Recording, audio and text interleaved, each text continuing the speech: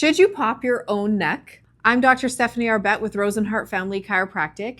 We get some really great questions from our patients, and I love to share them with you because I know if she had that question, she is not alone.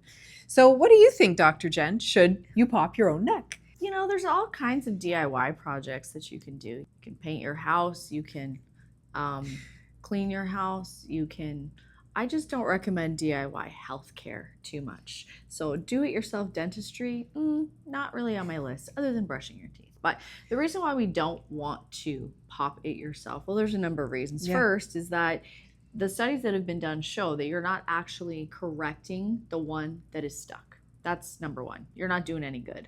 Could you also be doing some damage? Quite possibly.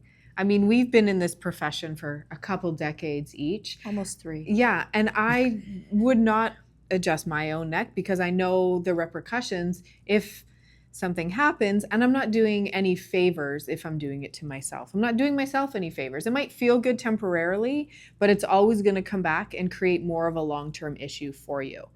We know it's addictive. We know it's hard to stop. It's like that crack habit. So, if you want some help getting off the crack, let us know. See you soon.